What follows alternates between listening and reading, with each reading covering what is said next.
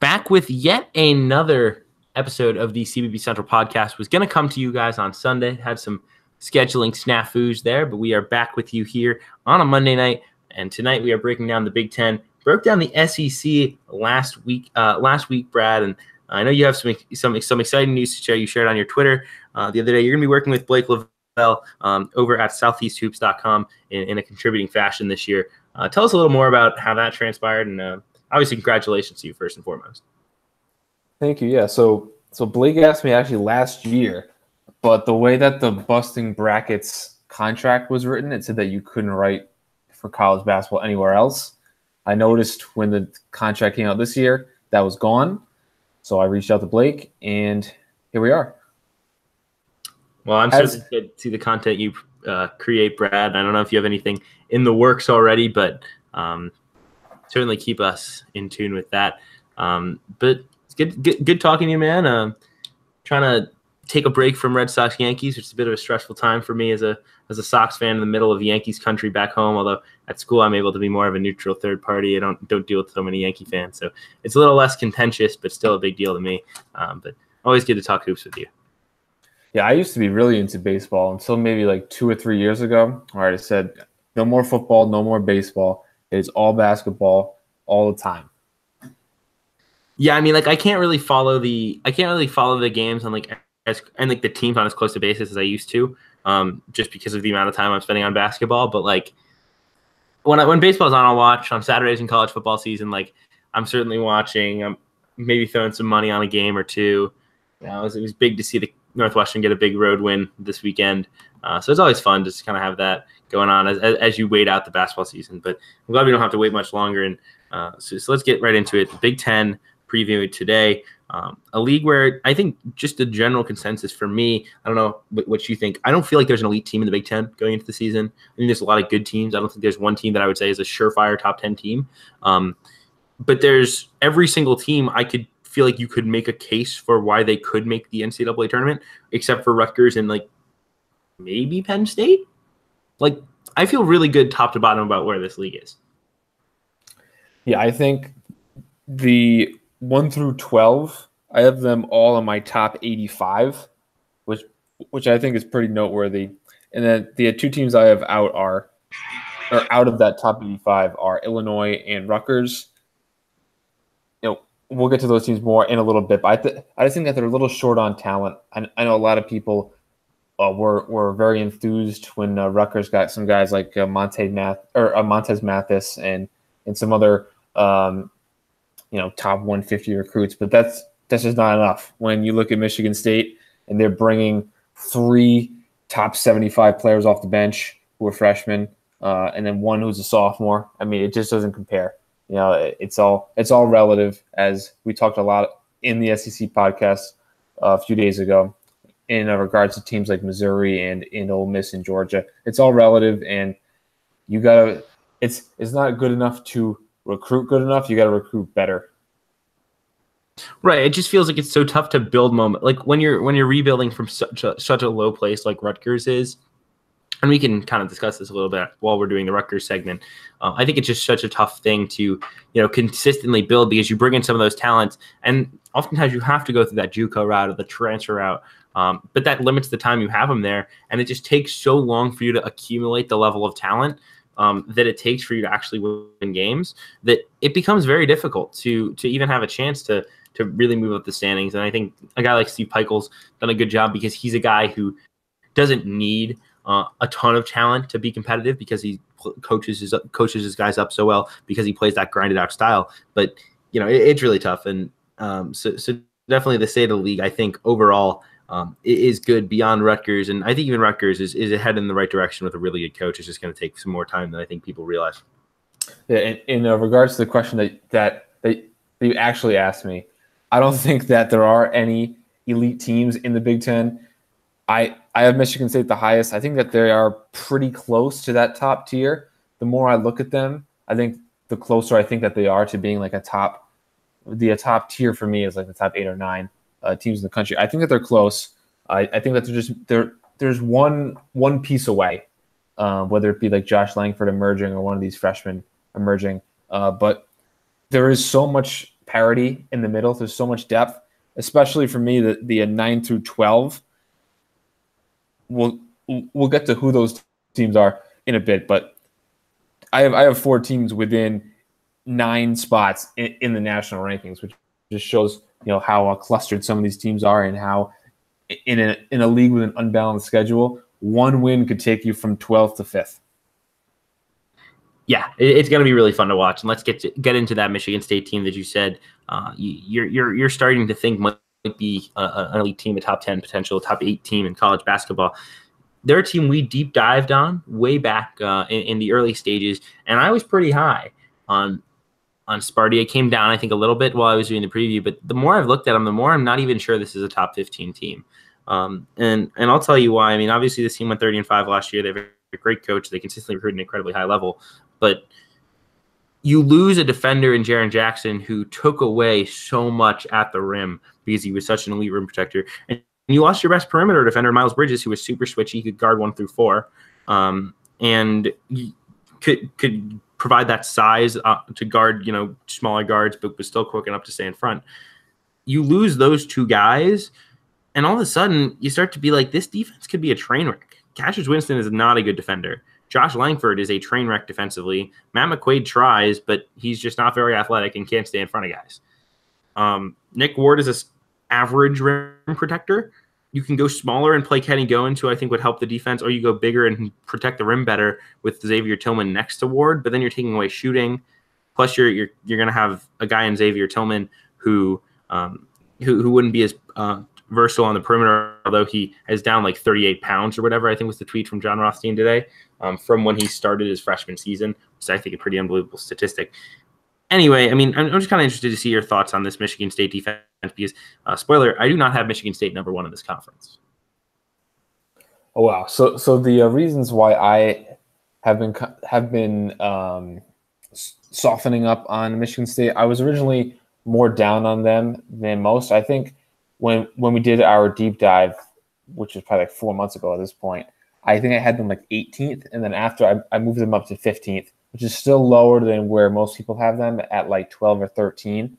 But maybe I'm putting too much stock into offense rather than defense. But for me, it's just the having such a high level point guard in Cassius Winston, who's an excellent shooter. You have McQuaid, who's an excellent shooter, who's a solid defender. He plays with a lot of effort, makes a lot of hustle plays, and I think Josh Langford can take that next step this year, especially because his job is going to be so much easier playing next to a guy like Cassius Winston. And then, all the depth that they have, where I think that Kenny Goins is going to be a really nice fit next to Nick Ward in that front court. He's a really good perimeter defender, not the same type of defender as Jaren Jackson, who will protect the rim from the weak side. I think that the defense will still be okay, and I think it'll be a different look, not as much athleticism as they had last year. But I think that they'll be a very good offensive team with many different ways to score, and I think that the defense will keep its head above water. I definitely buy the offensive hype. I love the backcourt offensively. I think even guys like Foster Lawyer, I think will make an impact as a freshman in terms of his ability to handle the ball, play that one of the 2. I think they'll be really good on offense. I think Goings will probably play the 4 and be pretty switchable, which I think will help that defense.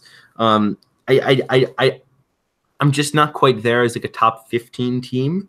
The talent would indicate that they are, but also I think it's fair to note, I mean, this team is pretty veteran at this point. I mean, Cassius Winston, Nick Ward, and Josh Langford, and Matt McQuaid, and even Kenny Goings have played a ton of college basketball.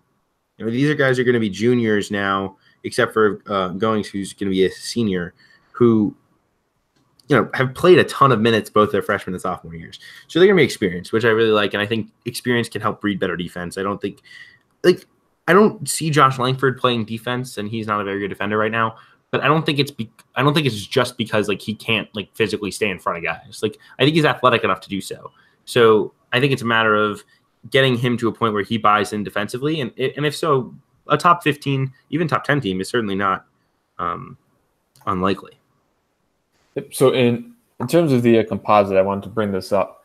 So the highest that Michigan State is ranked is 6th and the lowest is where I have them currently at number 15.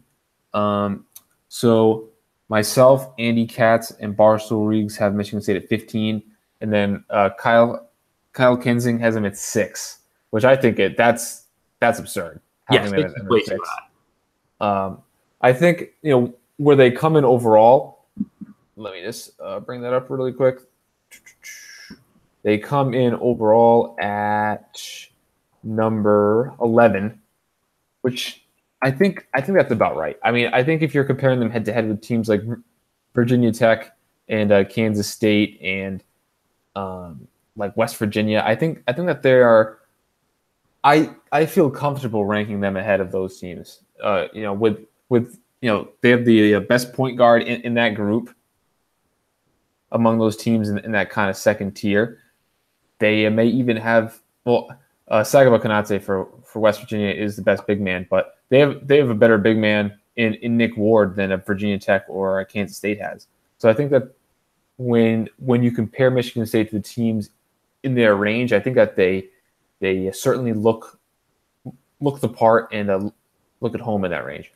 Yeah, I think I'll have them right around 15 to 17 range nationally, which is probably going to be 3 or 4 spots lower than people, and I think that's okay. I think the bigger surprise is that I won't have them number 1 in the Big Ten, and we will get to that team that I do have number 1 in actually a few teams. We have a couple more to get to before we touch on Michigan, who will be my number 1 team in the Big Ten.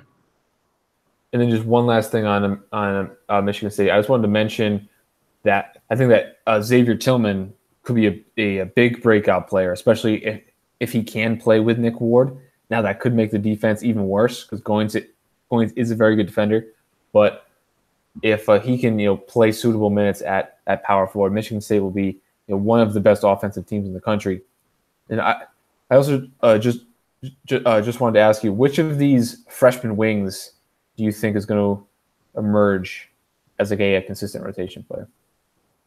I've heard the most positive stuff about Gabe Brown, so I'll bet on him, even though Bingham's the most highly regarded, although he's not really a wing as much as he's more of a kind of a combo forward.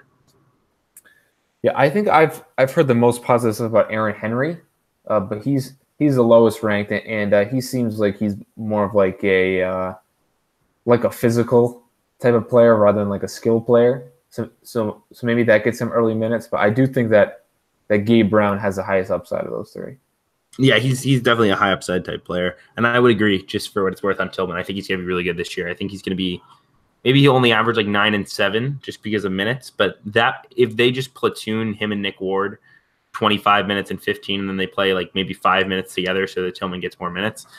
I mean, that's a special front court, offensively at least, and rebounding the ball. Absolutely. Maybe we could see some zone from them too if they want to hide guys like Langford or Winston. Honestly, I like the zone idea. I think they're intriguing. They have the talent, as I've said. It's the defensive concerns, and it's one of those where, like, once again, the range you're talking about, you're going from 10th to 17th instead of like 25th to out of the NCAA tournament. Yep. So moving on to Ohio State, because they win alphabetically over Purdue. OP. I'm in college for a reason, Anywho, Ohio State, unbelievable season last year under Chris Holtmann, year 1, 15-3 in the Big Ten, 25-9 overall. They lose Keita Bates-Diop, who was really everything for this team, 20 points and 9 rebounds a game. They also lose Jayshawn Tate, Cam Williams, who were pretty key players on that team as well. We also did a deep dive on the Ohio State Buckeyes, talked a bit about how we saw their rotation hanging out. I generally said that I'm going to be higher on Ohio State the most just because I'm a big believer in Chris Holtmann. I think the talent level is pretty solid. I don't think it's like Sweet 16 level talent, but I think it's top 5 in the Big Ten talent, which is it's top 5 Big Ten talent with Chris Holtmann there, which is where I'll have them this season at number 5. Yep. So I have Ohio State 7th, which nationally puts them at number 49, which is better phrased that being the first team out of the NCAA tournament. So that's the first team to be cut in terms of at-large bids. In terms of why I think I'm probably a touch lower on them than other people is I think that this team is just missing like a not like a 3-4 scorer. I think that they're missing Keita Bates-Diop, who they really could have used, because if like you just kind of project the starting lineup, Jackson at the point, that's fine. Keyshawn Woods is a really good get to fill that Cam Williams role, and then you get to the 3 and the 4 where Andre Weston is a very good defensive player who could even play some small ball 5. He's not a scorer. He averaged like 2.9 points per game or something last year, and either the freshman Luther Muhammad or the sophomore Musa Jallow probably gets that small forward spot. And that's where I think that they could really use someone who's more of a scorer rather than Jallow, who's like a 3-and-D. And then Luther Muhammad is someone who I'm really high on. But, I mean, he's still a sub-75 ranked freshman. And I think his first year he'll be more of a defensive player than an offensive player. Yeah, it does feel like they're missing that one scorer. And I think that's why I wouldn't go as far as to say this is a 25-9 team like they were this year, because they had Keita Bates-Diop and now they don't. But I at the same time, dude, maybe I'm just kind of putting too much stock in a 1-year outstanding year from Chris Holtmann.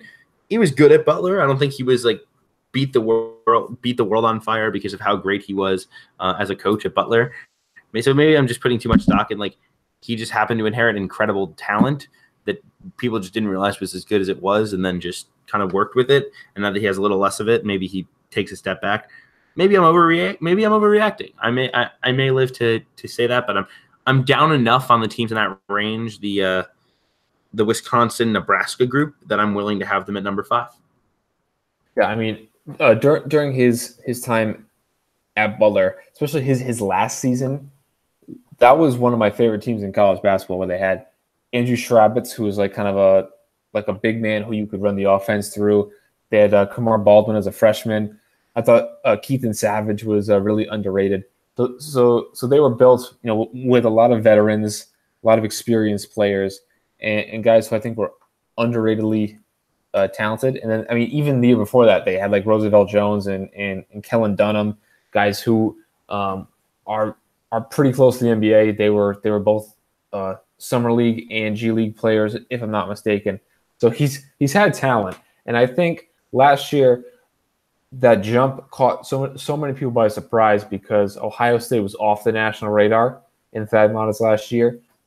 I think mostly because Keita Bates-Diop missed that season. He got hurt like 2 or 3 games into the year, and we see how good he is. I mean, he's an NBA player, and I think he may have even won Big Ten Player of the Year last year. So getting a player of that caliber back, it's no wonder that they made such the jump that they did. Yeah, absolutely. I mean, he was unreal last year. I don't think people kind of understood until maybe like February just how good Bates-Diop was for this team.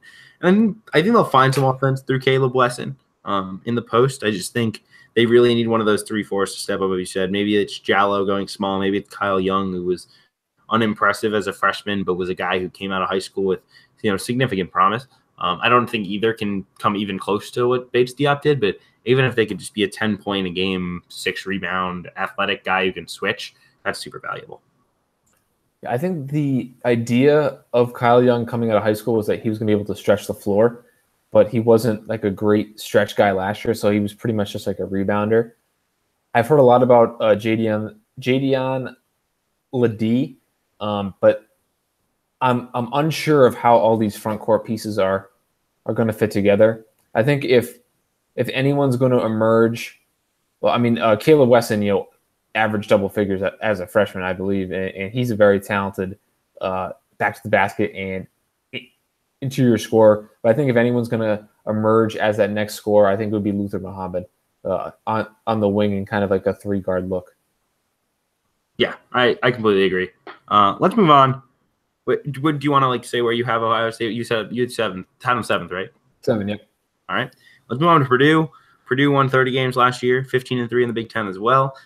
Matt Painter did an outstanding job with this group, but it was an extremely veteran group. They had Isaac Haas, Vince Edwards, Dakota Mathias, P.J. Thompson, all as seniors. And then Carson Edwards was their top scorer at 18.5 points a game. He's back as a junior, and he's going to pretty much have the reins lifted off of him. He was a guy who was always an elite scorer who was able to be reined in by the fact that they had these seniors who they could go to and play through when Carson's game wasn't working. And now they don't really have that. Matt Harms is a sophomore with a lot of talent, 7'2", always running his hands through his hair. For those who may not recognize the name, Ryan Klein, an outstanding shooter who really step into the Matthias role, won't be as good a defender or creator. To go to Matthias, low-key averaged 4 assists a game last year and led that team in assists. I think that's kind of something that's being slept on. Nogel Eastern's going to step into a bigger role, and then they have grad transfer Evan Boudreau as well, coming in from Dartmouth, who's a stretch four, who averaged about 16 or 17 points and 10 rebounds for Dartmouth as a sophomore before redshirting last season to be a 2-year grad transfer. So this is kind of a new look team and a lot of kind of diverging opinions. They don't have this elite recruiting class, but it's a top 50 group. Eric Hunter's a well-regarded kid, as is Travion Williams. So both the guys who could see some early minutes. What are your thoughts on the Boilermakers? So I actually really like this Purdue team. I think that they'll get back to the NCAA tournament. I find it interesting that Matt Painter seems to be recruiting like guys in like a certain archetype where like Ryan Klein is going to fill that Dakota Matthias role. Evan Boudreau has the same sort of archetype as like a Caleb Swanigan, where he's like a bigger guy who can play the 4 and the 5. He can play inside and out. Harms steps in as that like big, long rim protector. And I think Harms is actually one of the more underrated players in the entire country. Whenever I've watched him, he seemed to be very mobile for his size and underratedly skilled, and he can block shots. And then a guy that I'm also really excited to watch is Aaron Wheeler, who I think they hope can have like a Vince Edwards type impact down the road when he's an upperclassman. But he redshirted last year. He's like a long athletic wing that kind of gets pigeonholed to the 4 because he's not super skilled. But I think that he could make a real impact with his athleticism at that small ball 4 when Purdue chooses to go to a smaller look. Yeah, I have heard some good things on Wheeler, and I think him and Eric Hunter are the 2 X factors. Hunter, an in-state recruit, kind of overlooked because of guys like Romeo Langford and Robert Finney going to Indiana, but he was a really talented prospect coming out of the state of Indiana. I think he'll be really good. I think both him and Wheeler will come off the bench and play and just be really good role players. I think they'll start pretty clearly. Eastern, Edwards, Klein, and then Boudreau and Matt Harms. I will be interested to see whether they go small and Boudreau becomes their backup center, or if they maybe ride with Travion Williams for some big minutes as a freshman. But I would agree. I'm pretty high on this group. I think it's a clear NCAA tournament team. I'm going to have them 4th in the Big Ten, so right ahead of Ohio State. So I have them 5th, and that comes in at 38th nationally, which is about, like a 9 or a 10 seed? Yeah, probably. That's about right. Any other kind of thoughts on Purdue?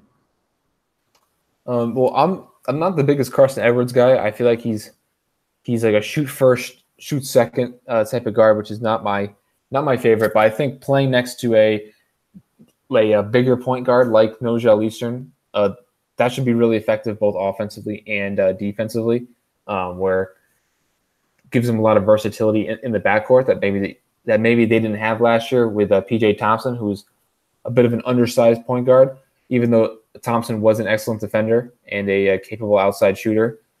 2 things that we do not know about Nogel Eastern right now. Well, I guess my question with Edwards and with Eastern, kind of this the transition from having PJ Thompson and Ryan Klein and Vince Edwards, who's a creator at the 4 spot. I don't know that Evan Boudreau creates shots, and so how do you feel about a team where Carson Edwards is the only true shot creator on the floor? I mean, Ryan Klein will be a spot-up shooter. Boudreau might do a little bit of creation work, but I don't think you want to put the ball in Nogel Eastern's hands and say, go get us buckets, guy, or like go run the offense. I think he's more of like that offensive kind of 2 guard who can also like have a solid assist to turnover ratio, or defensive 2 guard. Like he's like a secondary ball handler, point guard, where Carson Edwards will have the ball a lot. Kind of like a big version of PJ Thompson, where Carson had the ball a lot, even though PJ Thompson was like the true point guard of the roster. I mean, what do you feel about giving kind of a wild player in Carson Edwards so much freedom as they'll have to do? So I think that's I think that's really their only option. I mean, you mentioned the point about him being one of the only shot creators. I think I'm a little more optimistic than most about giving touches to Boudreaux and Harms on the low block, but I think people forget how valuable of an offensive asset Isaac Haas was. Or he was someone who could just overpower people and finish at the rim. And Purdue really made an effort to get him the ball. It'll be interesting to see if they make that same sort of concerted effort to get Boudreaux, Williams, and Harms the ball on the block, or if this turns into the Carson Edwards pick and roll show. And then in regards to Eastern, whenever I watched him last year, he was scarily sloppy. Like he was like flying around, turning over. He was kind of a train wreck. But I do have a soft spot for that archetype, like the oversized point guard. Guys kind of like Eli Kane for DePaul, guys who might not be a natural point guard, but have enough point guard skill where you can play in there. And I think with more time and more experience, I think Eastern will be a enormous asset for Purdue as a starting point guard. Yeah, I mean, he's so huge to this team. I think he's really, really important to this team's success. And I know he got a lot of flack for entering the draft, but I mean, he was a very good recruit out of high school. I think he definitely has a bright future at Purdue. Let's move on to Michigan. Michigan went 13-5 in the Big Ten, but really got hot late in the season. Wound up making it all the way to the national title game where they were blown out by Villanova, but that doesn't really change, how magical this team was in March. Really for the second time in recent years. John Beilein continues to build an outstanding program there at Michigan. They lose Mo Wagner, who is so important as a spacer, as a creator in the post. They lose, really key guys in Muhammad Ali Abdul-Rahman and Duncan Robinson, who were just, really important. I wouldn't call them glue guys because they were probably better than glue guys, but just really good rotation players. But they bring back Jordan Poole, Xavier Simpson, Charles Matthews, Isaiah Livers, and then a very good freshman class. So they're my team that I picked to win the Big Ten, partially, as I said, because I'm just a tad lower on this Michigan State team than most. And I think the other thing is when I make these rankings, it's not about who in week one is going to be the best team in college in the Big Ten. It's who in March do I think is going to be the best team. And maybe Michigan winds up losing the Big Ten by a game. But I think by March, once John Beilein figures out how to use all these guys, he's going to be really dangerous because Jordan Poole is going to be terrific. I mean, there's all the hype's building already, but I'm fully buying it all. Charles Matthews is a really good player. Xavier Simpson's solid. They have a really good recruiting class headlined by Ignas Brazdeikis, Canadian product. It's the number 12 class nationally. Brandon Johns, number 70 in the composite. And then David DeJulius and Colin Castleton, as well as Adrian Nunez. So 4 top 150 recruits, and then Nunez, more of a developmental prospect at the guard position. But I'm pretty big on this team, and I'm just kind of buying coaches that have not like figuratively made me money in the past. These John Beilein every year has his teams ready to go. Jay Wright, his teams play great offense and are ready to go. Even Eric Musselman, I'm starting to get into that mode. Like these guys run great offense, and so I generally figure they'll find a way, even if their personnel is a little different than the previous year. Exactly, and I mean John Beilein might be the best coach in terms of developing players, in terms of the on-court success. I mean, with guys like Nick Stauskas and Glenn Robinson and Wagner, he made some enormous jumps each year that he was in college. And this year looks like guys like Xavier Simpson and John Teskey were guys who were kind of slotted into minor roles earlier in their careers and didn't really look the part. And now that they're both juniors, I believe, they're really starting to kind of show how valuable they can be with more experience. And I hope that Isaiah Livers is a guy who breaks out, because I think he could kind of fill that Duncan Robinson mold as a three-point shooter, but I think he could maybe be a little better on the glass than Robinson was, and maybe even on the defensive end. But they could also go small with Brazdeikis there at that small ball 4. So they have a few different looks that they can go, and I'm sure everyone has Jordan Poole on their breakout player list, and with good reason, because I think he might be the most sure thing of a breakout player in the entire country. Well, and I was going to ask you about Poole because, I mean, everyone from draft Twitter to, just college basketball people, coaches, everyone's talking about Jordan Poole being this breakout star. I mean, he was obviously very good down the stretch. He shows that creation ability at 6'4", can really shoot the ball. Had the big shot against Houston, obviously, that we'll remember. I mean, that's what I always find is interesting about people who devote so much time to or so much attention to the NCAA tournament success as like a predictor of future, of future things. What would people think of Michigan this year coming into the season? I don't think it would change my opinions, but what would people think of Michigan right now if they had lost to Houston in this round of 32 in the NCAA tournament? Would people still think they're top 25 team? They would be exactly where Florida is now, where the people who go deep into it, start to really like Florida, but they're going to start probably outside of the preseason top 25, and I think it's going to make a lot of people look foolish.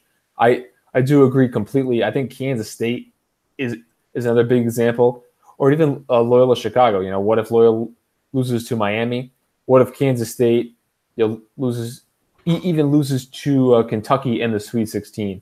I mean, there is way too much stock put on a tournament performance. But in terms of Jordan Poole, I think it's certainly justifiable because he was a very highly ranked recruit. He played well when he got minutes. He's an excellent shooter. So he has a skill that even if maybe he doesn't meet these expectations, he'll still contribute. And then he was kind of stuck behind two very good wings in Rockman and Matthews, where there wasn't really even a chance for him to get more minutes. So I think all those reasons are why Poole is a legitimate breakout candidate, no matter if you consider his big shot against Houston or not. I completely agree. Where do you have this Michigan team in both the Big Ten and nationally? Second and 21st. Okay, so yeah, I mean, I think the gap between Michigan State and Michigan is a little closer than what you're kind of giving credit for. So I would say that kind of explains our divide there. Is I think both teams probably should be in the 12 to 17 range nationally. So I'm like a little higher on Michigan, a little lower on Michigan State, and that kind of creates our little divide. Anything else on the Wolverines before you move on to Nebraska? Just that the composite has Michigan at 18th, which I think, I mean, that's just outside your range for the most part. Highest person has them at number 10, and someone has them unranked. And let's see, Aaron Torres has them unranked. Mike DeCourcy has them number 10. It's almost like Aaron Torres comes up whenever there's a super questionable take. Let's move on to Nebraska, the Cornhuskers, who are a team that has a lot of kind of diverging opinions. Another team we've done a deep dive on. I was actually just counting it up just for the sake of it. We have done deep dive previews on in the Big Ten, Michigan State, Ohio State, Nebraska, Indiana, Maryland, Wisconsin, and Northwestern. So that would be half a league. That's over half. I think that's either 7 or 8. I'm having trouble counting today. It's either 7 or 8 of a 14-team league. Like, we've pretty much given you the Big Ten preview already, but we'll just kind of give it to you in more concise form here. So Nebraska, our consensus in that deep dive was there's not many teams that have a better 4-man group than James Palmer, Isaac Copeland, Glenn Watson, and Isaiah Roby. We're all buying the Isaiah Roby hype, etc. After that 4, we're not sure if there's a Big Ten starting caliber player there.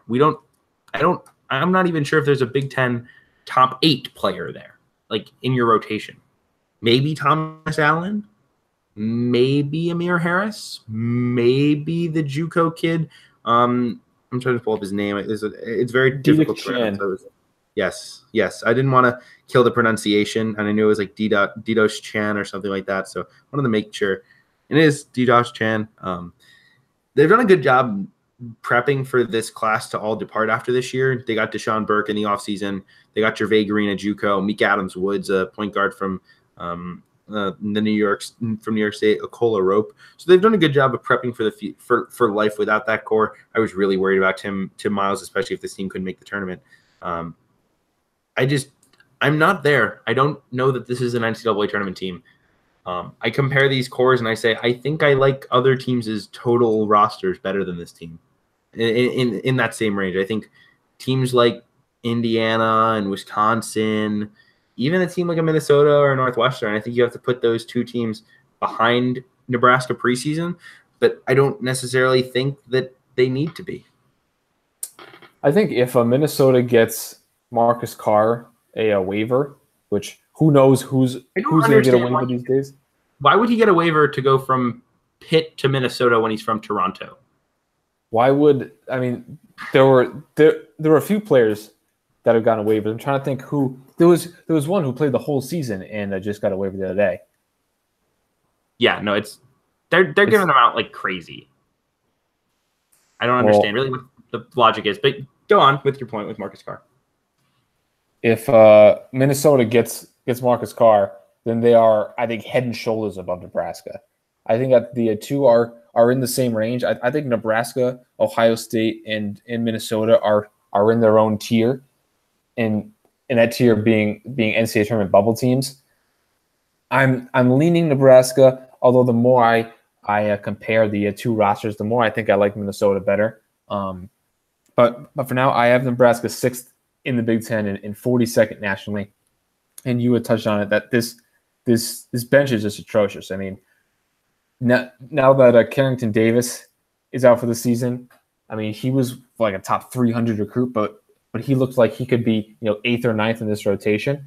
Now, I mean, a guy like Brady Hyman, who is supposed to be like a long-term piece, he might be playing 15 minutes a game, if not even more, as one of their lone true front court players. So I think this bench could really hold them back. I do like Amir Harris, but they're kind of missing that glue guy that Evan Taylor was for them last year, and they're missing a guy in the front court too.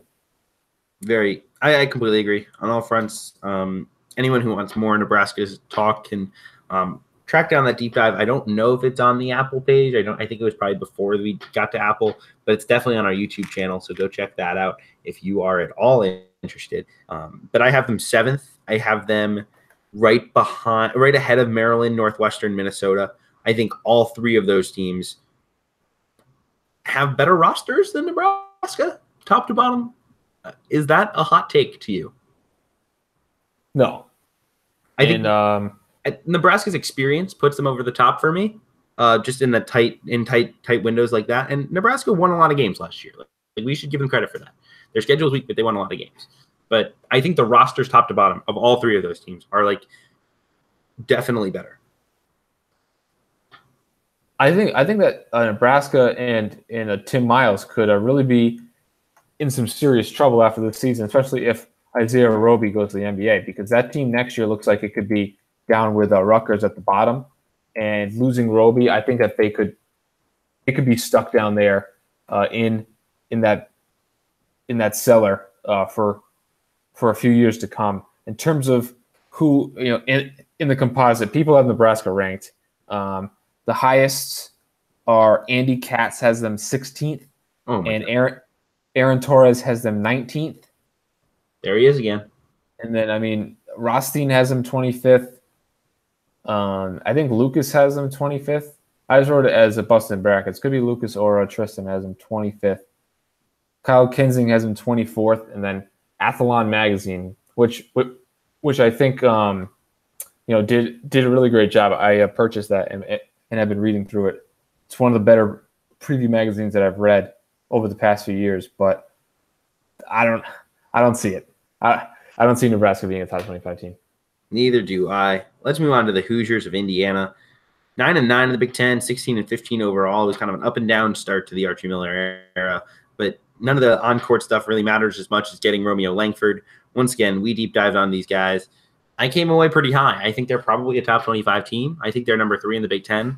I really love Juwan Morgan. I think Romeo Langford's going to be really terrific out of the gate. It's just the point guard play. The more I kind of try to get the feel, the more my gut says they're just going to go trot out Robert Finney and just see what happens. I think this team it's interesting because there's simultaneously an incredible pressure of this team of like, you're going to have Romeo for 1 year. You're going to have Juwan Morgan for this is his last season. You need to play who's going to win you games now. It can't be a development kind of learn on the fly situation. But at the same time, Robert Finney is the clear point guard of the future. They're not trying to go get more point guards. They like Finney a lot.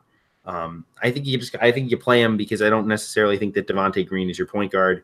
I think he's a good scorer. I think you play off the bench. I think you even play the 2 a little bit if you want to go small and play Romeo at the 3. But I think you got to play. I think you got to play Finney out of the gate at point guard. I think that's clearly the biggest question with this club. Yeah, I think point guard play is definitely their biggest question. I love Langford. I love Juwan Morgan a lot at that power forward spot. I just love any big man that handles the ball. I'm in for them. That's why I was a big TJ Leaf guy too. But that worked out. I'm not giving up yet on TJ Leaf, but De'Ron Davis needs to be fully healthy too. I don't know if he's been cleared yet. He's a big piece as like a low post kind of scoring threat. I still think that Indiana could use a lot of lineups with Juwan Morgan playing the 5, whether it be Justin Smith or Zach McRoberts or Jerome Hunter playing that 4 spot or Race Thompson. But that could be an interesting look. But I think the 3-point shooting is probably the next biggest concern behind the health of De'Ron Davis and point guard play. And I think Finney could give him some 3-point shooting. Langford should. And I think Demezi Anderson could be the X factor as a guy who could maybe start at that small forward position and provide some long range shooting. Completely agree on all of those points. Like to the point where I truly have nothing to add because you took every single word out of my mouth. Where do you have them in the Big Ten and nationally? So I do. I just ramble for way too long. But I have them 4th in the Big Ten. Although I am thinking of switching them with Wisconsin, who I have them 3rd. I'm thinking of flopping them. But 4th in the Big Ten, 31st nationally. Yeah, I mean, that sounds pretty fair. Sounds about right. I mean, I have them 33rd and like 25th. So pretty tight, the gap between them. Let's go on. Penn. Just 1 second in terms of composite. They are the first team out. So essentially they're 26th overall. Highs or the highs because most people have them unranked. But Aaron Torres has them 20th. Jeff Goodman has them 20th. Kevin's old rankings had them 21st.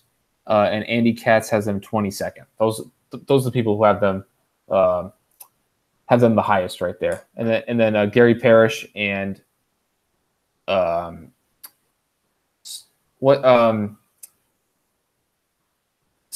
SB Nation is what the website's called. I just had like a major mind blank right there. Yes, SB Nation. Yeah, so they have them 25th as well. Sounds good. Penn State, 26-13 last year, won the NIT, and then Tony Carr left. And all that momentum that Pat Chambers had built kind of just seeped away. Where do you stand? Because when you lose a Tony Carr and a Shep Garner, I mean, that was all the creation in their backcourt and all the shooting. Other than Josh Reeves, who is kind of the sneaky player that all of like draft Twitter loves. He's been a guy who I really like watching, but I don't understand like quite as much buzz. They lost Nazir Bostic to a downtrend. I think he's at St. Peter's now, it was kind of like a surprising move given what they were losing. They bring in a pretty solid recruiting class. It's nothing incredibly special. It's actually ranked 11th in the Big Ten, but there is some pieces who I think will play right away. Myrion Jones and Miles Dredd, as well as Razir Bolton, are all guys I think who should find minutes in the backcourt potentially next to some of these returners in Jamari Wheeler, who was impressive defensively last season, but didn't do much on the offensive end. He really needs to take a step forward.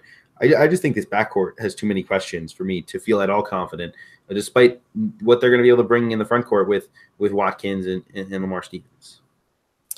I agree 100%. I mean, I don't know if there was any team in the nation where losing one player had such a drastic impact, where like Penn State goes from like a top 15 team to now I have them at number 82. That's the impact that Tony Carr could have had on this team. And I think Jamari Wheeler is a suitable point guard. I think he's fine at that point guard spot, but it's the rest of the backcourt where Josh Reeves needs a guy next to him who can really shoot it, or really kind of create his own shot and score. And they're going to be relying on freshmen whose rankings indicate that they shouldn't have to rely on to be where they want to go, and that means that Penn State probably misses the NCAA tournament again, which could be it for Pat Chambers. Even though I think that maybe next year if Stevens and Watkins stick around, they could be a little better. Nah, you already know that Pat Chambers got the lifetime contract when he won the NIT. Come on now. I mean, at some point, there is no one knows where the breaking point is. It's usually 4 years straight of a coach usually gets his first 4 years. If he doesn't make the NCAA tournament in year 4, that's it. We're on year 7. There's got to be a point where he has to make the tournament. We just don't know where it is. I think we kind of neglect the fact that Penn State basketball just is generally not cared about in Happy Valley. And there's just not as much administrative pressure.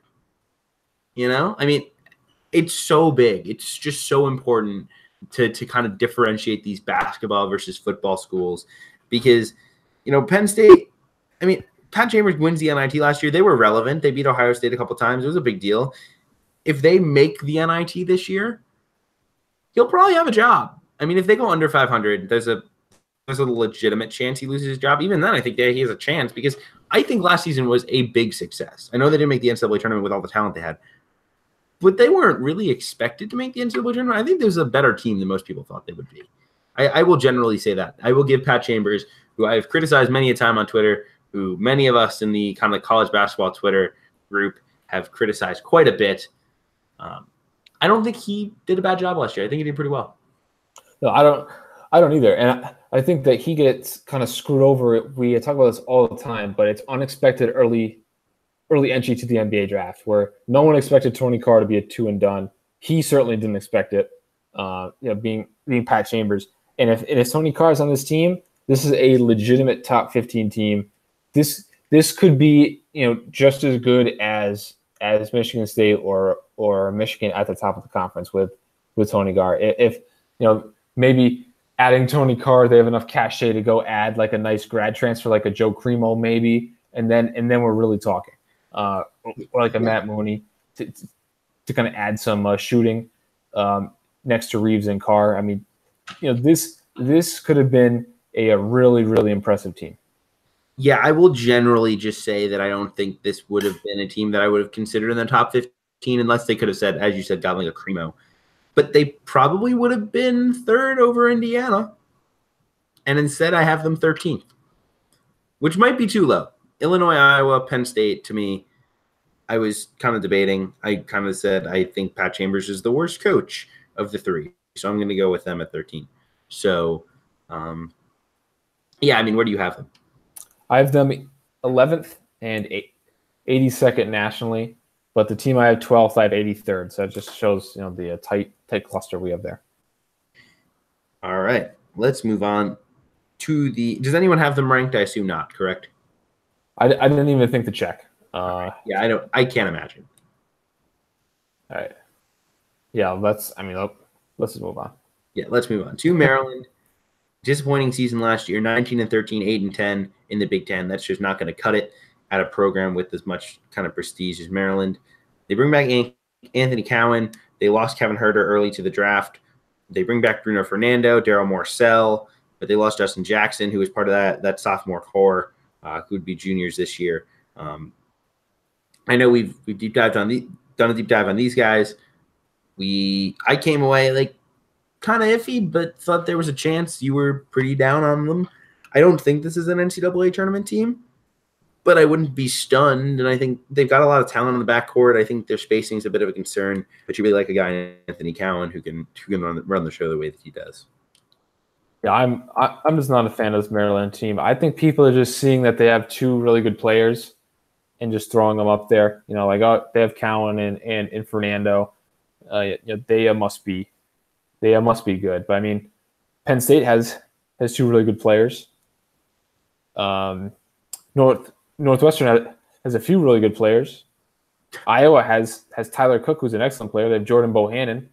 You know, I mean, what's the difference between Iowa and Maryland? I mean, I know it's a defense, but I think the people who are ranking Maryland are just looking at there are two big cogs there.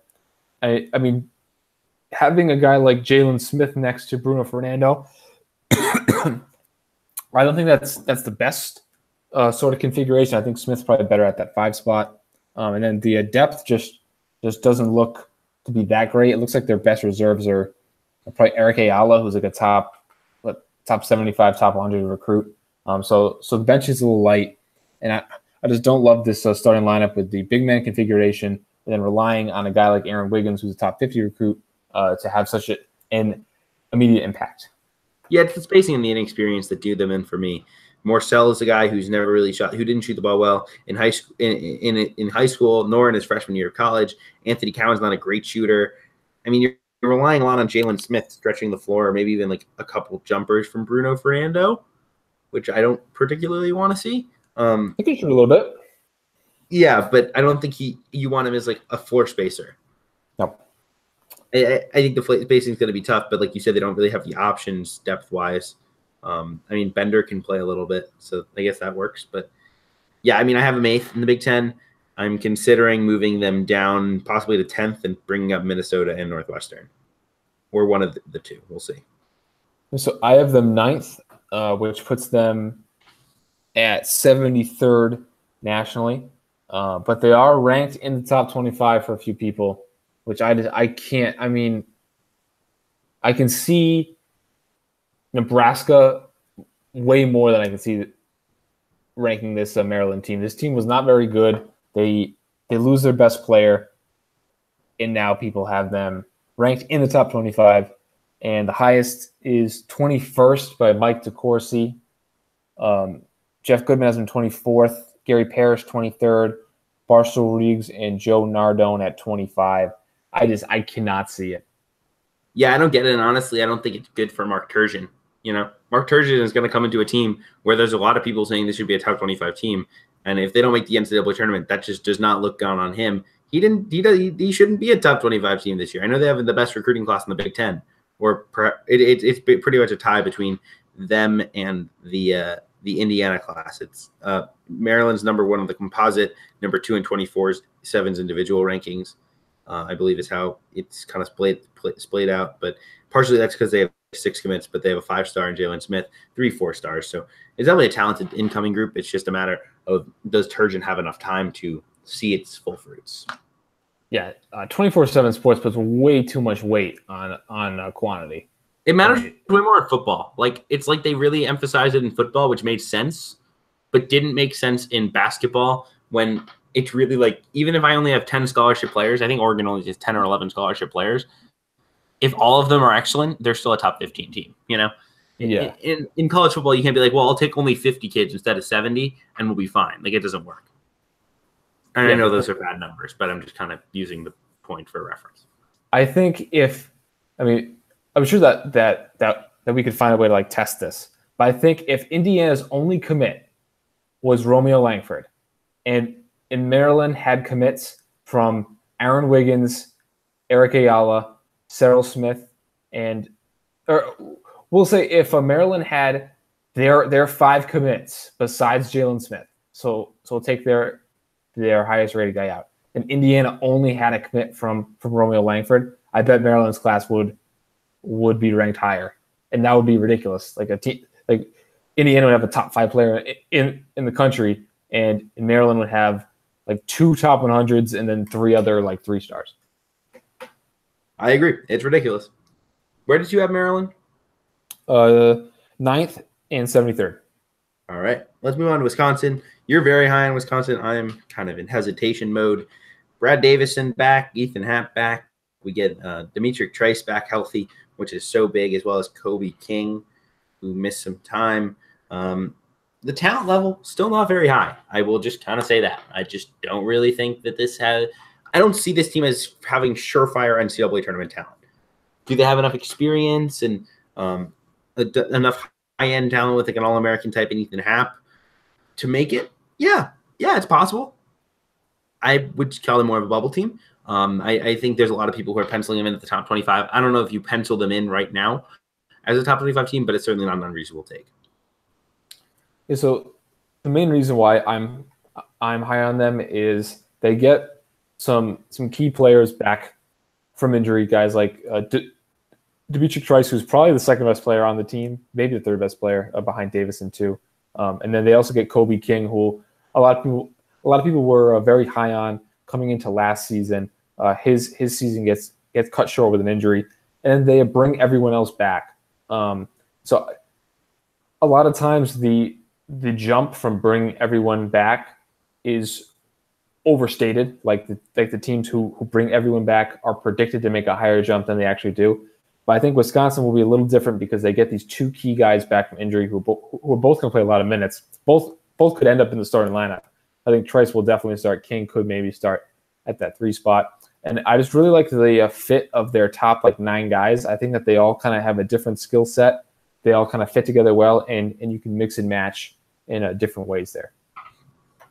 Yeah, no, it's definitely a reasonable argument. I guess how high level a player do you consider a Brad Davison or a Dimitri Trice? I don't know if either of those guys are good enough second best players to be NCAA tournament teams. That's fair. I mean, looking at all right, so let's compare Wisconsin to how about Providence? Do you think that Brad Davison is a better player than Emmett Holt? If Emmett Holt is what Emmett Holt was before he was injured, I think I will take Emmett Holt. I'm too biased to make a call there, but how about Brad Davison versus Sean McDermott? Do we really think Sean McDermott's Butler's best player? Second best behind Kamar Baldwin, right? Let me think about that for a second. I would take Brad Davison over Sean McDermott for what it's worth, while I debate whether there's a better player on Butler. Jordan Tucker, I guess. You think Jordan Tucker is going to be better than Sean McDermott? That's a great question. I mean, I don't know. I'm kind of going through that right now. I'm taking a real wait and see approach with Jordan Tucker. But I know the hype's there. How about we'll go Brad Davison or try to think who's the second best player on Arizona? Brandon Randolph? Yeah, no, give me Brad Davison. Okay. Chase Jeter? Well, I was saying, I guess Brandon Randolph is their best player probably. And their second best player is probably Ryan Luther. Brandon Williams, maybe? Yeah. Manuel Acott, maybe. Yeah, no, it's a mess. I don't even want to look at Arizona's roster until I have to fully process what it is. It's one of those where we just won't know until we watch them play if they're any good. I'll just give you 2 more. We'll go Brad Davison or I guess Jordan Nwora. Is he the second best player on Louisville? Okay, I'm gonna just kind of put it out there that I just don't think Louisville's an NCAA tournament team, but I think Jordan Nwora is the best player on Louisville. But I'll take Brad Davison. Brad Davison, talent-wise, has less talent than Nwora or BJ King. But I mean, for this year, if you told me take one, I think I would probably I might take VJ King over Brad Davison this year. All right, and then we'll do last one here.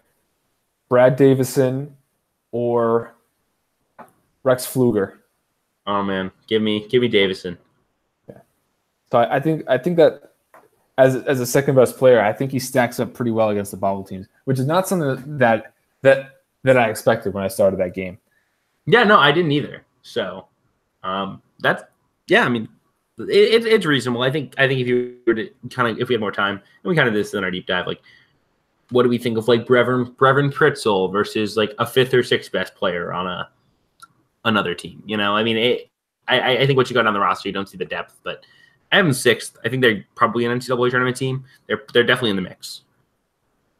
I just have one more interesting one for you. I know I promised I'd stop, but I can't stop. Brad Davison or Dejan Giroux? Given I have no idea like who's going to wind up being like the best players on Houston, I think Giroux's probably got a little more talent than Brad Davison, but I got to take Brad Davison. I just didn't see enough at UMass to say Giroux is better than Brad Davison at this point.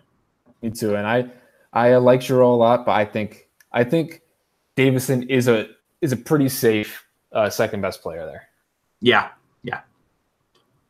And then in terms of the composite, people have this team ranked, which I have them just outside the top 25, but I still wouldn't even really consider ranking this team. That's Andy Katz and Jeff Eisenberg have them at 25. Yes. I would not rank them. Not yet at least. Let's just put it that way. Let's move on to Northwestern. Northwestern, just to like put it out there before we get started, in case you haven't kind of followed the tweets before, you're a first time listener to the podcast, any case like that. I'm a Northwestern student. I'm a big Cats fan. We're just going to kind of put that out there. But for the record, Brad, we're not going to accept any Northwestern slander on this podcast. Only positive discussion. Absolutely no negatives of why Northwestern won't be the best team in college basketball this season. So Vic Law is going to be a Wooden Award winner. Derek Pardon's an All-American. I mean, what more could you want? A point guard. Yes, I would like a point guard. But personally, I think after our talk on Northwestern, I think I am a little higher than I was coming in. I think I'm buying a little more how they kind of manage, playing a guy like an Anthony Gaines or an Anthony Turner or any one of these wings as the primary ball handler. I think I'm a little more optimistic on that, but I am very careful because I was burned by Georgetown 2 seasons ago when they had all this talent. They had LJ Peak, Rodney Pryor, Jesse Govan, and they still stunk because they didn't have a point guard. So I'm still taking a wait-and-see conservative approach with Northwestern. I have them 10th in the Big Ten and 76th nationally. Yeah, so I was actually talking to Tony Patelis today about Northwestern, just kind of in the DMs, just having a chat. And I feel like every concern I had about this team last year is being solved. This is a much more athletic team than they were last season. They're a much better shooting team. They're a lot more versatile. And then the only problem they're going to have is that point guard spot. And I think that's absolved by playing 4 ball handlers and playing a brand of basketball that is being at least discussed as positionless basketball. I'm in a bit of a believe it when I see it approach, given Chris Collins literally only ran pick and rolls for 4 years with Brian McIntosh. But in theory, that's what the personnel says he should do. Now, Brian James, one of the assistant coaches, did an interview on, I believe it was Eli Hershkovitz's podcast. He's a Chicago basketball writer. Does a really good job covering college basketball on a variety of platforms. But he when asked about the point guard spot, he first talked about A.J. Turner, then Vic Law, then touched on Jordan Asher and Ryan Greer. That implies to me, I think they're going to go with an A.J. Turner. He said Anthony Gaines would play 20-plus minutes a night. So I'm thinking like an A.J. Turner, Anthony Gaines, either Vic Law and Miller Kopp or Vic Law and Pete Nance at the 3 and the 4. And then they play Derek Pardon at the 5. So that's a super athletic, super versatile. Oh, no, excuse me. Ryan Taylor's going to play the 3. Vic Law will play the 4. Pete Nance will come off the bench. I just completely forgot Ryan Taylor, who averaged 20 a game at Evansville, existed. Ryan Taylor will be there, spacing the floor. So, I mean, that's a team that's going to that's dangerous. It's tough because I keep thinking that it's just like the fan goggles. But then I look at it and I'm like, I really think this team could be like an NCAA tournament team and like not be really in concern on Selection Sunday whether they're getting in or not. I think that's a little too high. I know that. Well, can we think of any team that had success being built similarly, like without a a true point guard and really sliding a wing in that spot? Like, do we have any kind of past examples? I'm trying to think of a team. I will say just generally while I kind of look at old NCAA tournaments and try to find an answer for you on that. Vic Law, when he showed the ability to run the pick and roll when Brian McIntosh was out, and he did it pretty well. I mean, in that first half of the Michigan State game, they were great. Anthony Gaines operated a little pick and roll, and AJ Turner was a high assist to turnover ratio guy in the secondary ball handler type situation. So it's not like they're playing just a bunch of wings. Like these are guys who have experience kind of running an offense, spacing you out. I think they'll have to deal with some pressure, but they'll be really good with the way they can be defensively. I think that does kind of absolve a little bit of offensive concern. I'm trying to think of a team that truly just didn't. I mean, does moving Kadeem Carrington over to point guard for Seton Hall, how much different is that truly from moving Vic Law if you move Vic Law to point guard? I think that's a big difference. I think Kadeem Carrington is a lot kind of more natural with the ball. Like he's not a facilitator, but he's someone who could create his own shot off the dribble from the point guard spot, where I'm not sure Vic Law is someone who can create at the same level that Carrington can and did. Yeah, no, I think me saying that is kind of buying the Vic Law will be a good creator this year, which is a legitimate question. But you have to buy the Vic Law can create offense and that AJ Turner can create a little offense and Anthony Gaines and that Ryan Taylor can just go get a bucket. And then they'll have two really good freshmen off the bench and a big man who showed some promise late in the year in Barrett Benson. So there's your 8 right there. And then maybe a backup point guard in either Greer or Jordan Nash. I mean, we don't really need to stay too much longer on Northwestern, especially because we already did a deep dive. But, I mean, maybe I'm just – like I said, maybe I'm just a fan here. But it does feel really – it feels weird because I truly think they're just, like, being slept on. Like, I've spent my entire, like, Twitter life dealing with people saying, you're sleeping on this team and being like, no, I'm not. But I truly feel like everybody's just sleeping on this team. Yeah, so I can't think of a kind of perfect example. I think a lot of teams that have a kind of unnatural point guard, I think looking back, it's not as like noticeable. Like I'm thinking of teams like SMU with Shake Milton. Like Shake Milton's not a point guard, but he had like a little point guard in him. Like Eli Kane's not a point guard for DePaul. He had a little point guard in him. I know for Iona, was it David Lowry? Was he the actual point guard? No. They had AJ English who was running the show. David Lowry was a big man. They just really could pass through, and so they had like a bunch of like combos, and then they just like play through the post and he'd distribute.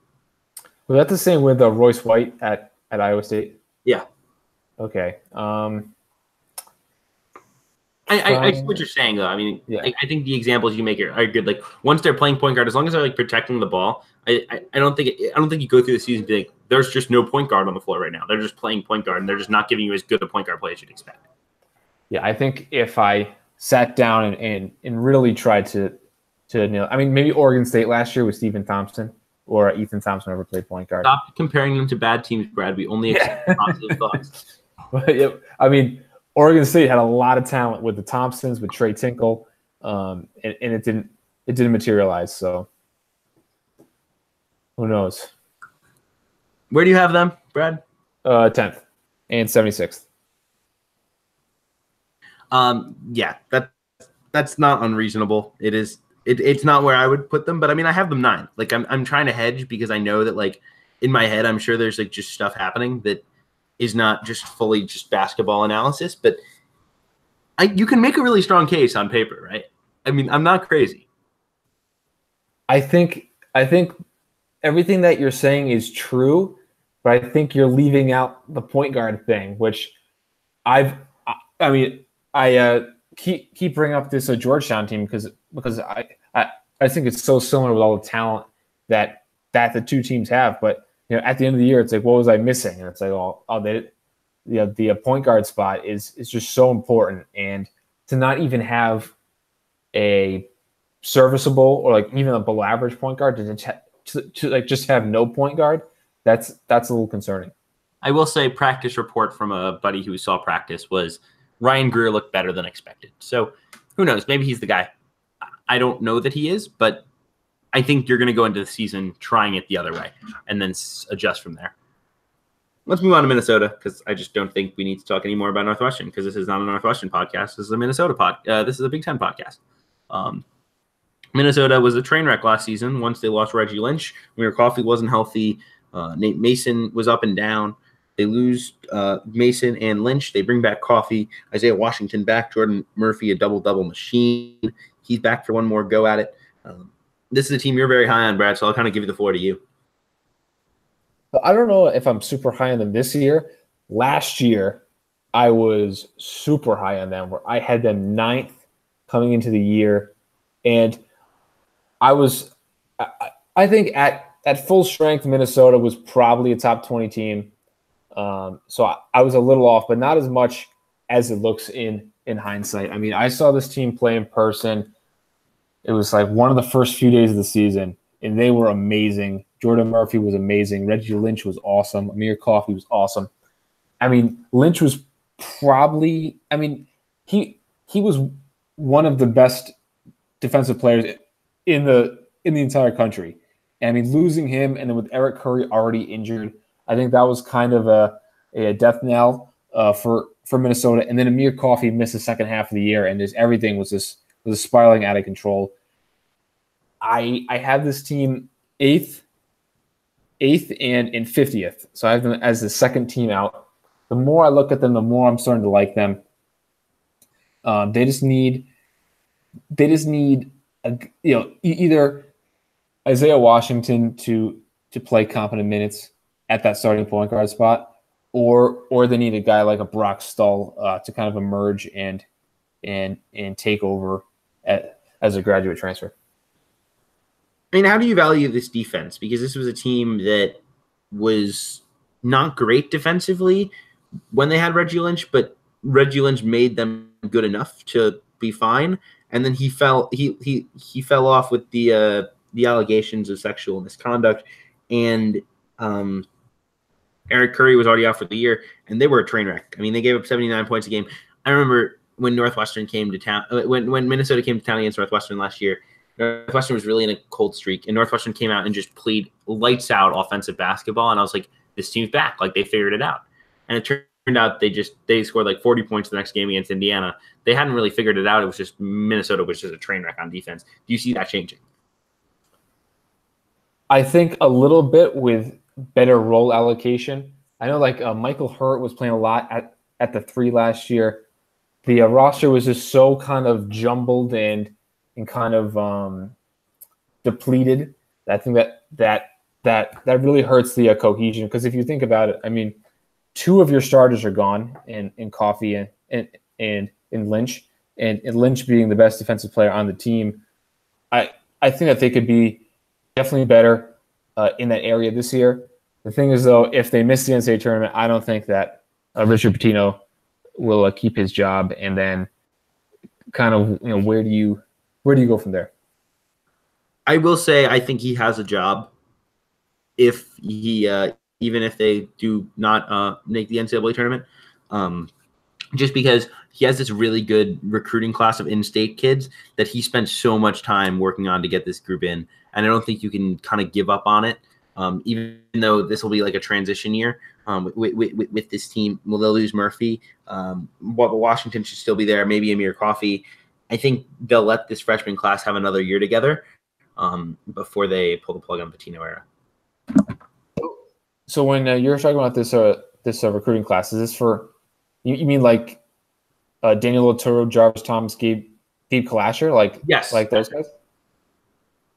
Not just like talent, but just because they were in-state guys. It was like a big deal that they kept 3 Twin City guys home, especially Otero. Yeah, because I mean, I know that they're probably not going to get Matthew Hurt, even though they've invested in his brother. Because he's awesome. He would be a perfect fit on that team too. Like if they could go Washington, Carr, Coffey, Hurt, and Curry. Now we're talking there. That's an NCAA tournament team, I think. I will say that was. I don't think Michael Hurd is any good. Matthew Hurd, great. Michael Hurd, not much there. I'm sorry. Did I mess up my? No, you said it right. I was just saying like that was not a good investment of like hope if this was like truly they thought they had two like legit Big Ten players coming, they weren't getting either as a legit Big Ten player because one isn't coming and one just isn't that good. Well, didn't they do the same thing with Wally Ellenson, and then he transferred to Marquette, and then Marquette got him? Did they get Wally? Did Minnesota get Wally Ellenson with the intention of getting Henry Ellenson? I don't remember. That's a great question. I would have to Google. I'm also a big Henry Ellenson guy because I love those bigs who dribble.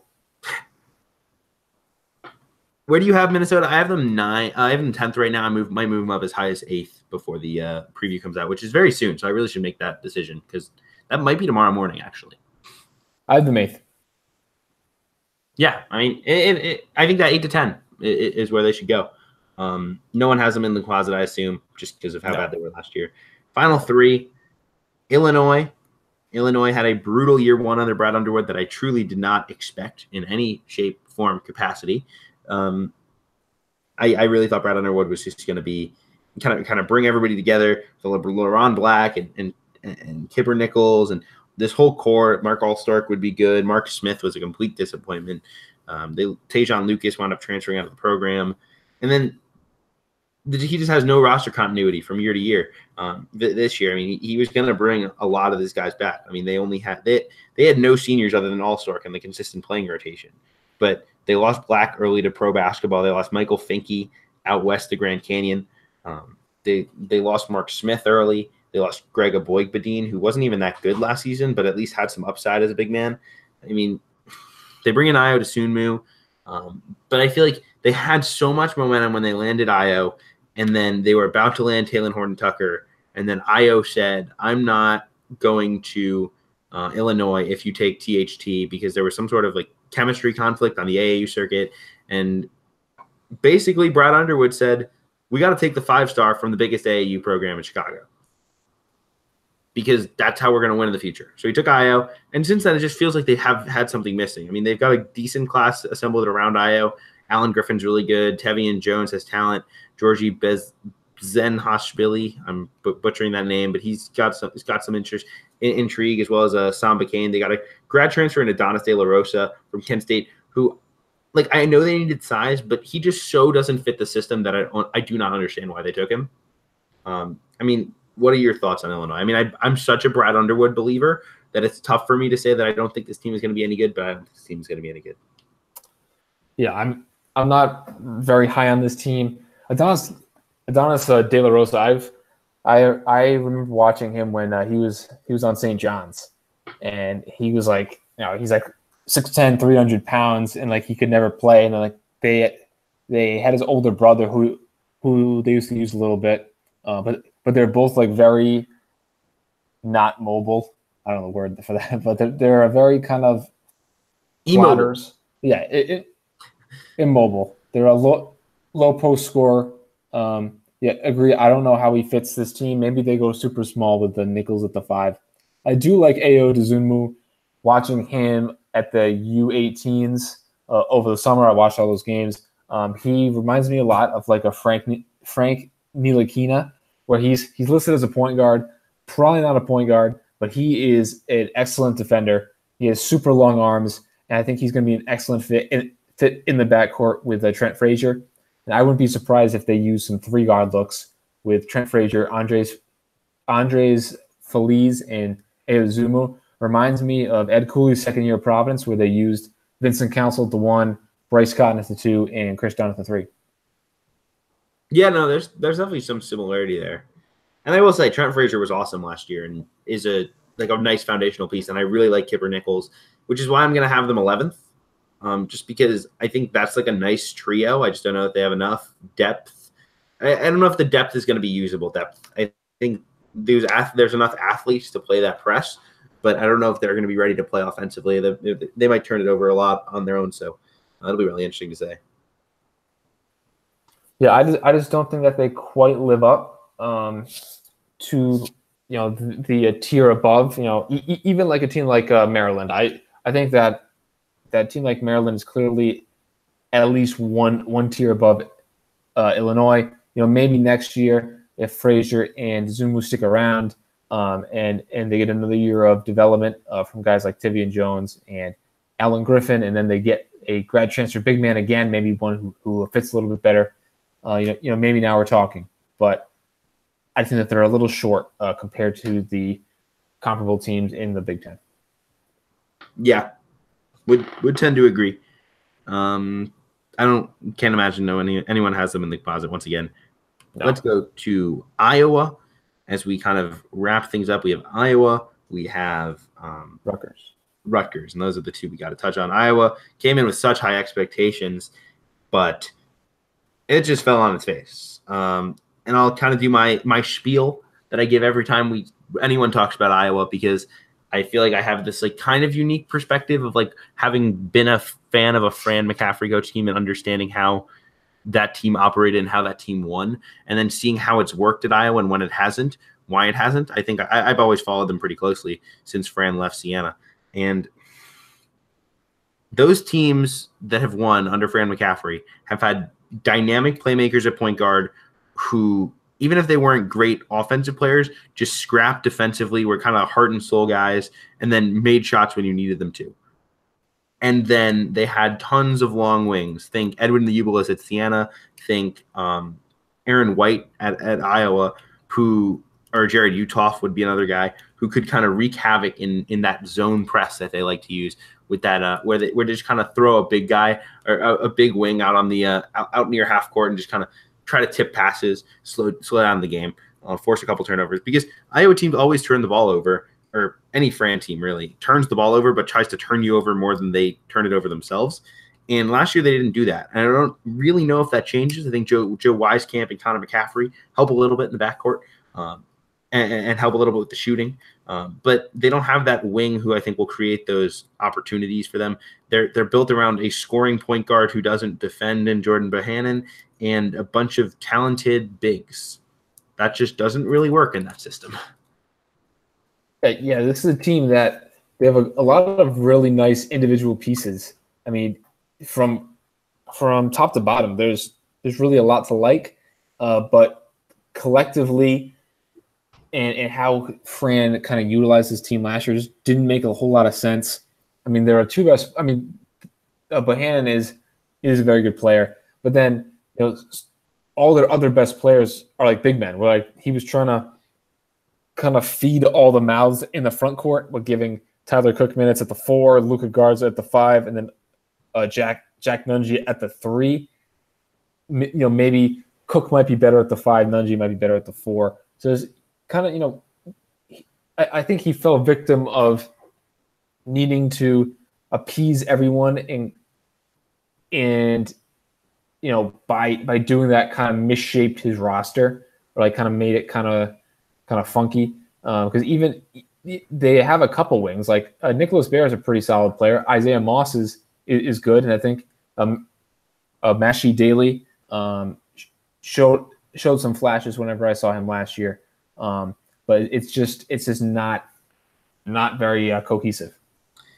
Right, like it just the roster doesn't make sense. Like if you gave Chris Collins, Jordan Bohannon, Tyler Cook, and Luke Garza, and said go play spread pick and roll, just like you had Bryant McIntosh and like Derek Pardon, and then just give him like a wing shooter, I would feel like okay about that team.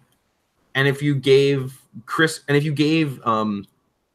McCaffrey a bunch of these 6'7" wings, 6'8" wings that Northwestern has, and said, just go press and have a lot of fun and run, I'd feel pretty good about that team. It's just like they have the wrong coaches. It's just kind of weird to kind of work through. And it's tough because I want to believe in Iowa, but I'm just so snake bitten by last year that I can't.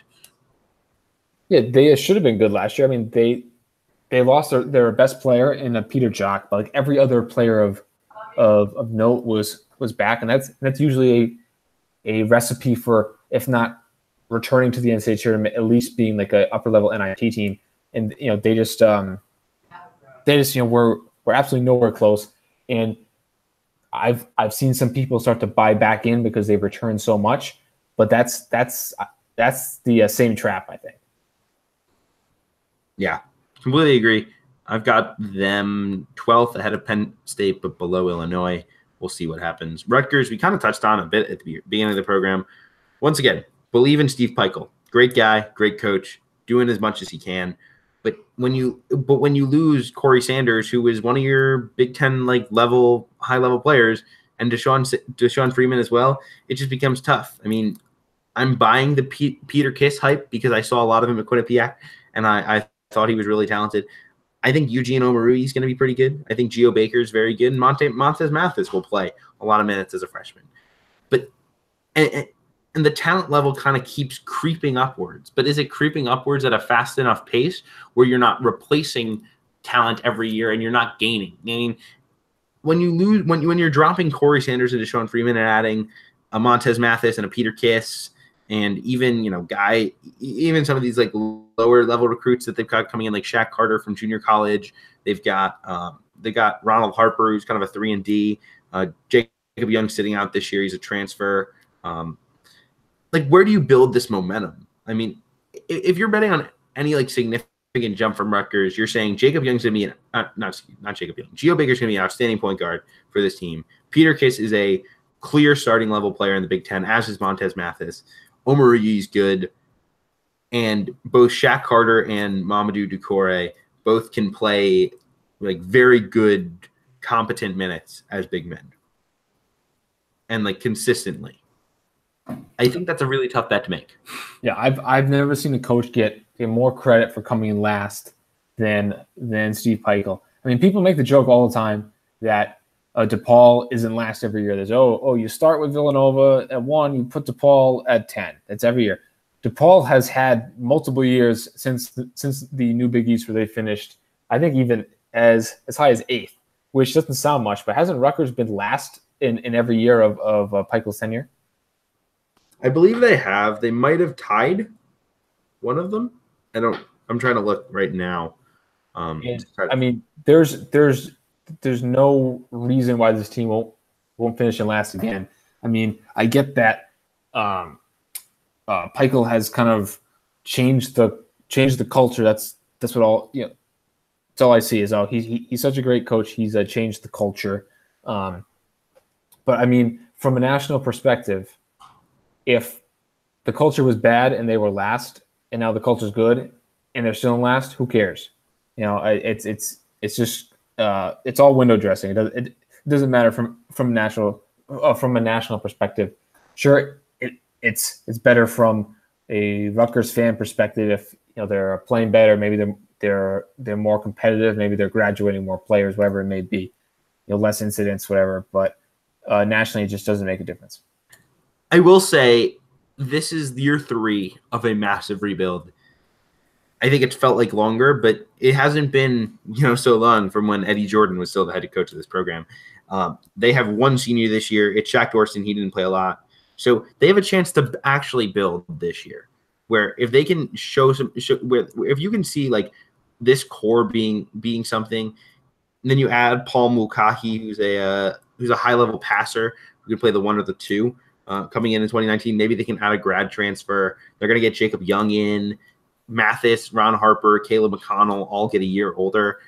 Then you start to say maybe that's the year that they can truly move up the standings. But what is moving up the standings? Is that roster an NCAA tournament roster ever? I don't know that it is. I mean, it's tough. I mean, it would be awesome for Rutgers if they could find a way to the NIT this year. I don't see it. But it would be absolutely awesome if they could find their way into the NIT. And then when they missed on Ishmael Massoud, who was like one of their top targets, someone that they recruited really hard, I tweeted about how this is such a blow for Rutgers, and a Rutgers fan tweeted back at me with the kind of tone that it wasn't a big deal because they had Paul Mulcahy. I mean, if you're Rutgers, you can't have one top 50 recruit, top 150 recruit. You need 3 or 4. It's a huge deal that you missed on Ishmael Massoud because he's going to a Wake Forest program that's not that much better in terms of where they stand currently, and he's going to play a lot less because they have Isaiah Mucius at the same position right in front of him. So it kind of shows that maybe the Rutgers brand is still kind of behind even where it should be to this point. Yeah, no, I completely agree. I mean, it's tough. It's such a tough balance because it's like you have to win to get recruits, but you have to get recruits to win. And like Steve Peichel kind of makes you okay because Steve Peichel's just a guy who's going to grind. And I think Steve Peichel can win with 3 and fringe 4-star recruits. I think he can make an NCAA tournament with a core of like Geo Baker level recruits who you develop like for over 4 years, which is like a benefit. But at the same time, it's still so tough for him to consistently build, especially if like you lose. Like, what if Geo Baker goes off this year and goes pro? Screwed again. Just that simple. And I think it's like you can get really good recruits when you're a bad team if it's the first year of that new head coach, where a guy like Penny Hardaway or like Dan Hurley or even what Ed Cooley did in his first year when he landed Chris Dunn and Ricky Lito, because you can pitch hope and there's no true evidence that the coach is being wildly optimistic or anything.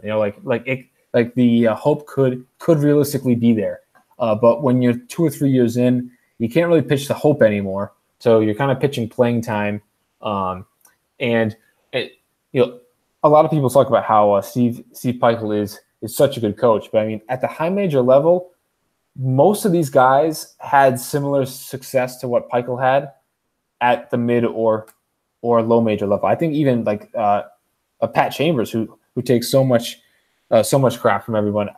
I'm pretty sure he made the NCAA tournament at Boston University, if I'm not mistaken. So like, I mean, look at Fran McCaffrey and what he did at Siena. I mean, almost all these coaches can flash a similar resume. Right. I don't think the thing with Peichel was like the resume. I think it was when you're recruiting like that. When you're as far behind as Rutgers was when Steve Peichel took over, it's a matter of being able to sell a vision to a fan base, to boosters, to recruits. Steve Peichel sells a vision. He says we're going to be tough and it's going to take time, but we're going to get kids one by one who fit who we are, and we're going to get better every year, and we're never going to get out-toughed. You turn on Rutgers, it doesn't matter who they're playing. They played Michigan State tight last year in a game where they just flat out wanted it more. That's an easy sell to a fan base or to the national public that, Steve Peichel is a really good guy who's doing every single thing he can, and he's getting him on, and he's getting rewarded by getting Montez Mathis, getting a Geo Baker, getting a Peter Kiss off the transfer market, getting a Paul Mulcahy from the in-state product. Like he's getting some of these guys on campus early too in these 2020 and 21 classes. Obviously, he's got to win at some point. I definitely agree with you, but I think it's fair to believe the hype, or at least feel some of the energy injected into this program when you consider where it came from. I mean, this is not most rebuilding jobs. This is Eddie Jordan rebuilding job. So I didn't realize, I just pulled up KenPom, how bad Rutgers was offensively and how good they were on the defensive end. I mean, to be a high major team who was that bad in terms of their standing in the conference, and then be 28th in a defense on KenPom, and then 270th on offense, that is remarkable. No, they're outstanding on defense. They just truly do not have the firepower, which is why I think there's a belief there. Because I'm not going to sit here and pitch Rutgers not coming in last this year. But is Peter Kiss plus Montez Mathis plus Ronald Harper enough to improve the offense? Probably not, because Corey Sanders is gone. But if you brought all those guys in, plus Jacob Young next year, plus Mulcahy, is that enough to improve the offense to where they'll still be really good defensively? And then you start to make moves. I think that's the whole long-term pitch. Rutgers, let's do it. Yeah, I just think, I mean, even comparing Rutgers to the team in front of them on on my rankings being Illinois. I mean, Iotazumu is like a 5-star. Andres Feliz is one of the best JUCO players. They have top 100 guys. I mean, Trent Frazier was awesome as a freshman. It just seems like even that jump from last to the next tier above is going to require, I think, a bigger jump than a lot of people realize. We have discussed Rutgers for quite a bit longer than I expected we would. Honestly, it's been my favorite part of the podcast. Definitely. I mean, that's what you get with us. We're going to go detailed. We're going to go long. We're going to go into detail that no other national college basketball podcast would ever go into. Well, I think the biggest thing that we like to do is like we really like to take that like look ahead and understand and like kind of understand like the why and the philosophy and like what causes things to go downhill for a program, what causes things to move up, and what causes perception to be one way and reality another. So I think that's really what I enjoy kind of breaking down. It's an argument that we've had a few times and we'll continue to have on this podcast about Rutgers, about DePaul, about some of these other long-term rebuilding jobs and whether their guy in place is currently the right guy. Last thing on these leagues, we want to do our player of the year and our first team and the number of bids. This has been a really long podcast, so I don't think we should go too much longer into depth onto this, Brad. Why don't you start us off here? So I have 6 bids, being Michigan State, Michigan, Wisconsin, Indiana, Purdue, and Nebraska. And then in terms of just like overall, I think the Big Ten, at least how I see it, is a very clear where I just have trouble deciding between Wisconsin and Indiana at 3 and 4, and then I have trouble breaking up this 9 through 12 block, being Maryland, Penn State, Northwestern, and Iowa. I can see those teams kind of finishing in a variety of ways. In terms of who I have winning Big Ten Player of the Year, I think having Wisconsin third, I think Ethan Happ has got to be the guy for me. And do you have a first team, or do you want to think on it while I go through mine? So I think that there's maybe like even 10 guys, maybe even 11 guys that you could realistically go to for a first team. I went with Carson Edwards, Romeo Langford, James Palmer, Ethan Happ, and Charles Matthews. Wow, there's a lot of unoverlap or disparity, I would say, between ours. Let me go through my rankings on my first team, my number of bids. My first 7 will get bids. I have a 7-bid league: Michigan, Michigan State, Indiana, Purdue, Ohio State at 5, Wisconsin, and Nebraska in the NCAA tournament. Maryland, Northwestern, Minnesota just out. Illinois, Iowa, Penn State clearly out, but I think we'll probably be in the NIT mix. Rutgers, let's hope for next year, as we said. 7 bids, as I just mentioned. First team all conference is Cassius Winston, Carson Edwards, Juwan Morgan, Jordan Murphy, who I think was your biggest skip over, Brad, and then Ethan Happ. And I went with player of the year Carson Edwards because he's going to fill it up. Yes, I mean, I like Jordan Murphy more than anyone. I mean, but in terms of how this works now, I don't know if the Big Ten is one of those conferences where they have like 10 guys in the first team. So it'll end up like all these guys will make the first team. But the way I saw it is I have Minnesota 8th, and there are clear best players on teams that I have ranked higher, where I can't really have Jordan Murphy ahead of James Palmer if Palmer is going to be the best player by far on Nebraska, and Nebraska going to be ahead of Minnesota in the standings. Same with the logic with Carson Edwards, and then I think Romeo Langford versus Juwan Morgan is a toss up, and then I think Charles Matthews is probably my most controversial pick. It's also the pick that I'm least sure about because I don't have a Michigan State player on the first team despite having them win the league. But I think he's probably going to be their leading scorer and probably going to be a top 25 team. So it's not a crazy pick there either. Yeah, I mean, I think that's all I have on this podcast. We're at like over an hour 30, which is sheesh, further than we want to go. But with these previews, especially with the big conferences with that 14 teams, it's just almost impossible for us to keep it in that hour 15 that we like to. We will have the American coming up later this week. We'll also have to get to the Pac-12 and the Big East, as well as I'm blanking on a conference. ACC. You're right, ACC and then the mid-major one. Then the mid-major. So 5 more preview podcasts after this. We've got less than 30 days until the season starts, so keep on hanging in. Please, like the podcast, subscribe, give us some 5 stars on Apple Podcasts, Google Podcasts, wherever you guys are checking us out. We do appreciate it. Helps other people come find our show. I'll actually have my Big Ten written preview out tomorrow morning, which will be Tuesday morning, which is probably when the podcast will actually come out to most of you guys. So I'll just post both of those together, and any Big Ten fan out there is just going to be living in hog heaven. Brad, anything else to add before we sign off? I don't think so. Yep. All right. Awesome. Just a Thursday for the AAC. Yes, indeed. All right. Thanks for listening, everybody. Hope you all have a great rest of your week.